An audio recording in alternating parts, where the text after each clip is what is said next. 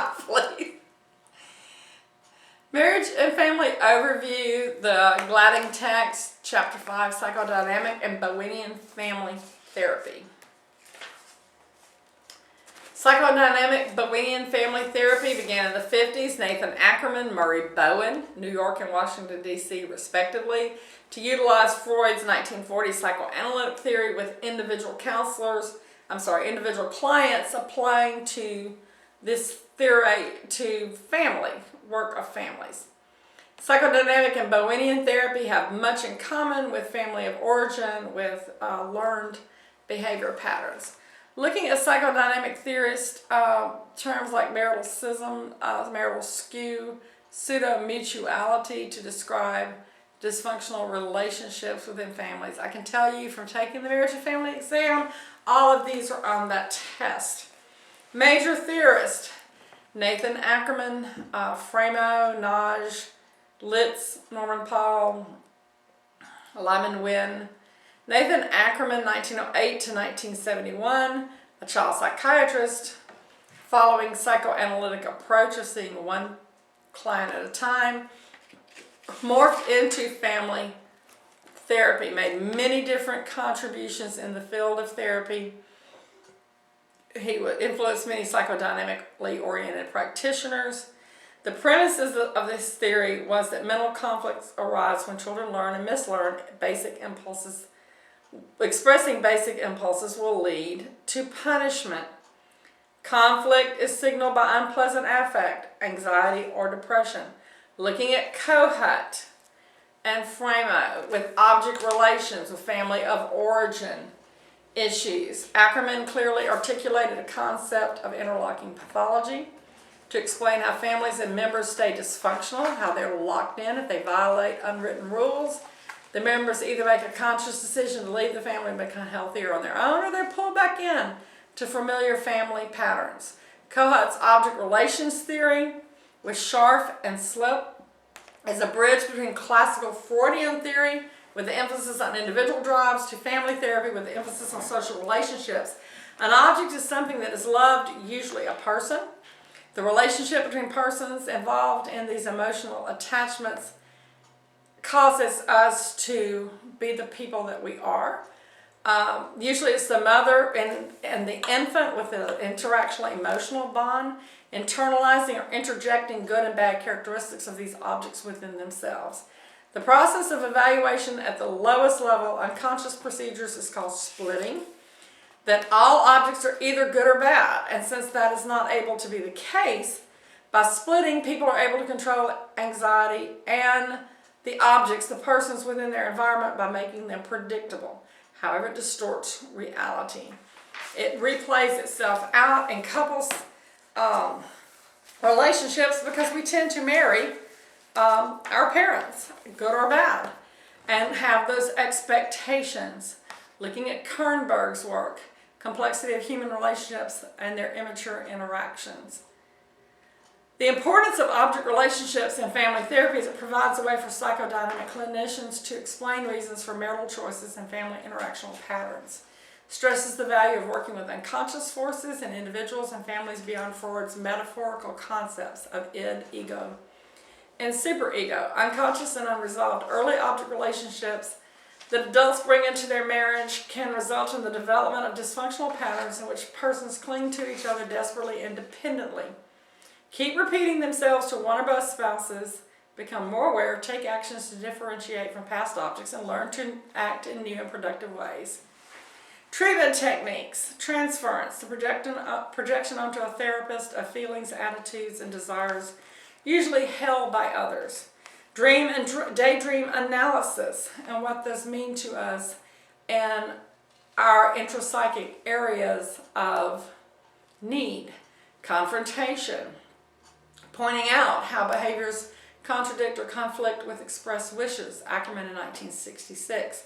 Focusing on strengths. If you formulate a treatment plan based only on presenting problems without taking into account strengths and assets, you have nowhere for your family to go.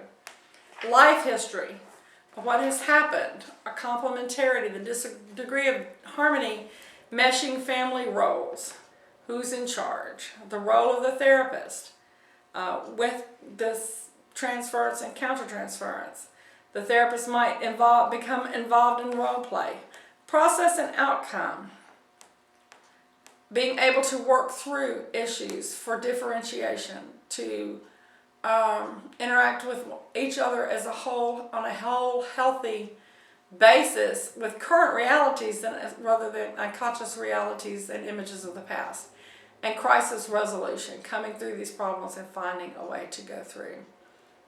Looking at non-just work, invisible loyalties, forces within ourselves to bring us closer to each other or to influence distancing. How persons form attachment, how families members function as a whole, what the genesis or origin of family relationships may or may not be, and how to impact that within the work of the family. Looking at Freud's psychoanalytic defense mechanism, repression, stuffing down painful thoughts and memories, denial, refusing to see or accept issues, either pre-conscious or conscious level, regression, returning to a less developmentally mature way of behaving, projection, pushing these what we really think or feel onto other people, rationalization, giving an intellectual reason or justification for what we do, reaction formation, exaggerating our behaviors when you love someone to death, and displacement, taking it from a safe to a safe target. If a woman involved in domestic violence is physically abused by her husband, she may turn around and take it out on a child or a pet, something that is not able to stand up for themselves. Comparison with other theories is looked at. Psychodynamic theory may not be appropriate for families who are very concrete, who do not have a lot of cognitive capability. Looking at Bowennian therapy with major theorists, family of origin issues, transgenerational. Major theorists, Murray Bowen, Michael Kerr. Murray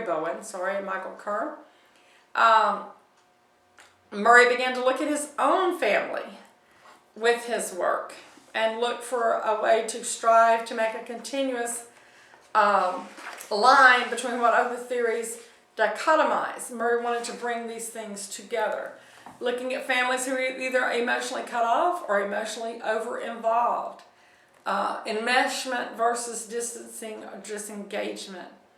If anxiety remains low, there's usually few problems for couples and families.